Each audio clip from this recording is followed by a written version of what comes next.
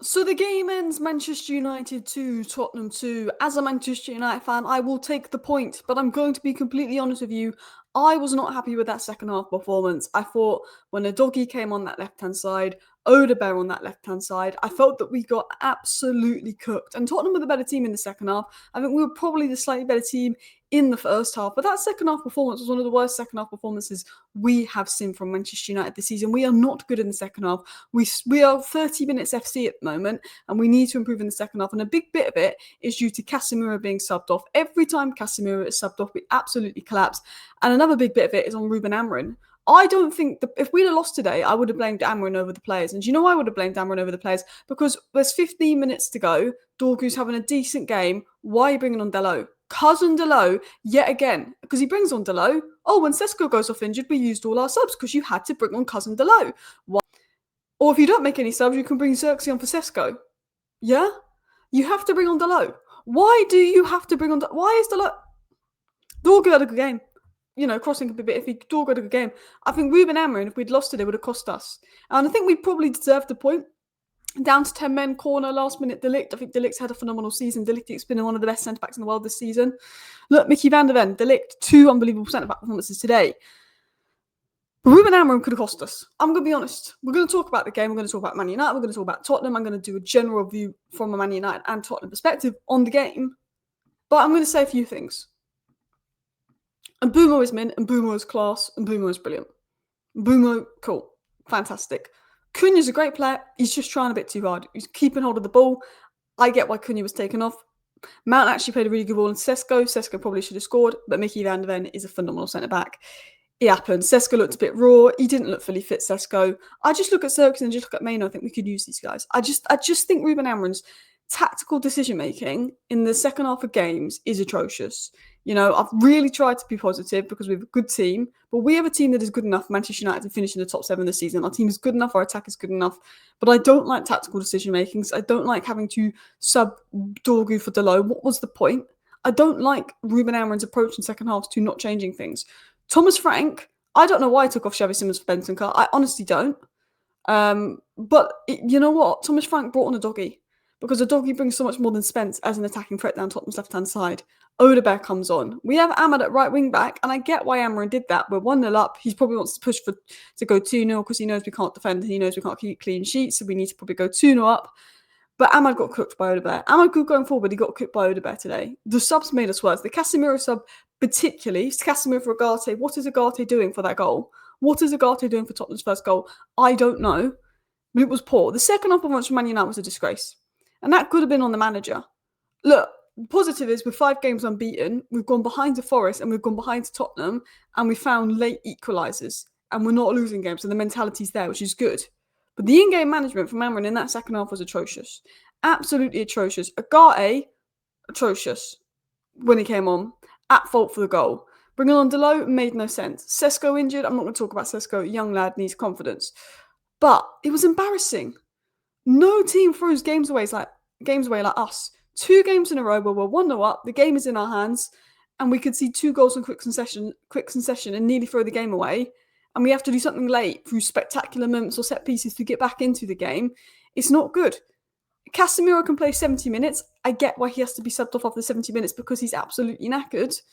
But the minutes that Casemiro comes off the pitch, we're a different side. Or we get to 70 minutes and Casemiro stays on and is exhausted, we're a different side. We need to go out and get Elliot Anderson in January. If he's available, get him. 4-7 issues, get him. It shouldn't be a coincidence how often we concede when Casemiro comes off the pitch because Ugarte's positional awareness compared to Casemiro's is a disgrace. It's a genuine disgrace. We have a habit of conceding 2 goals in quick succession. We have a habit of giving Spurs the space that they want. Udogie, as soon as he comes on that left-hand side, Spurs' left-hand side starts to cook us. I'm surprised Xavi Simons didn't stay on. I think if Xavi Simons had stayed on, I think Spurs could have... I think Xavi Simons, Udogie, Odebert works really well for Tottenham. I'm surprised that didn't stay on. But I wasn't happy. I thought Lammens kept us in the game. I think Tottenham could have gone 2-1 up a lot earlier if Lammens didn't make 2 great saves. I thought Lammens kept us in the game. I don't think we were good. I don't think Spurs were great. I'm going to be honest. I didn't look at Spurs and think they played well. So I actually think 2-2 on paper. We'll take that. But people might be saying, Alice, with 5 games unbeaten, this is Tottenham away. We always lose to Tottenham. We've got a goal late. Like, why are you being negative? A lot of people will think that. And that's fair. Maybe I am negative, but I didn't like the performance. If it was a really good second half performance, and look, Spurs got 2 deflected goals, la la la. But if it was, you know, a really, really good second half performance and we draw 2-2, I'm not going to be negative. The reason I'm being negative is I thought the performance was crap. I thought that we were crap. That's why I'm being negative. I was not happy with the performance. I thought when Tottenham was so much better in the second half, Odebert was phenomenal for Tottenham in the second half. Udogie brings Tottenham more attacking threat. I don't want to know what Amorim is saying in the post-match game. I'll read that later because apparently some people say he's talking waffle. I don't know. I haven't checked. But left wing back and centre mid. Left wing back and centre mid is needed because when Casemiro comes off, scary times, people. Second half Manchester United, scary times. But look, positives. Positives. De Ligt. Matthijs De Ligt, I know we could have done better for the tail goal. Phenomenal centre-back. Matthijs De Ligt, phenomenal centre-back, having a phenomenal season that's been absolutely mint. He deserved that goal. De Ligt deserved a clean sheet. I know that De Ligt could have done better for the tail goal. We got turned by tail. But De Ligt deserved a clean sheet.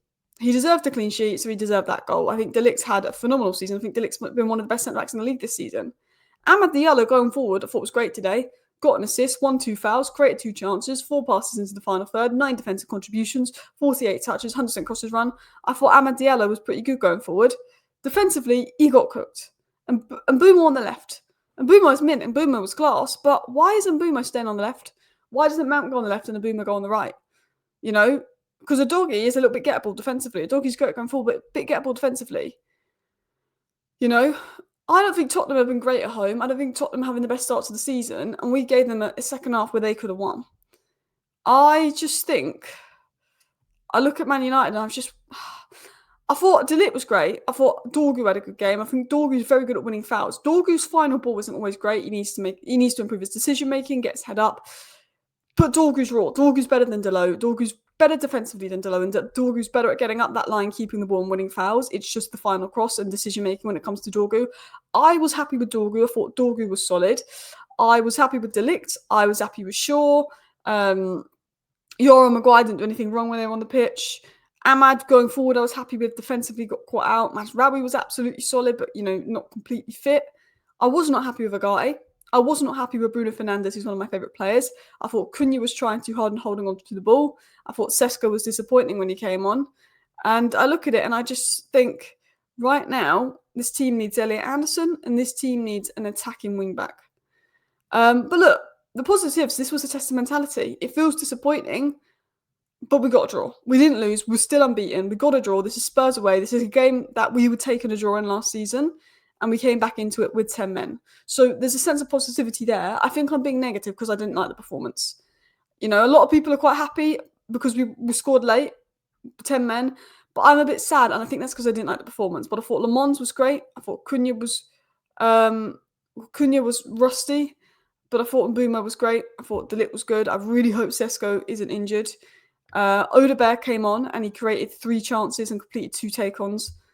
He absolutely cooked us, Odebert. But Agate was worrying.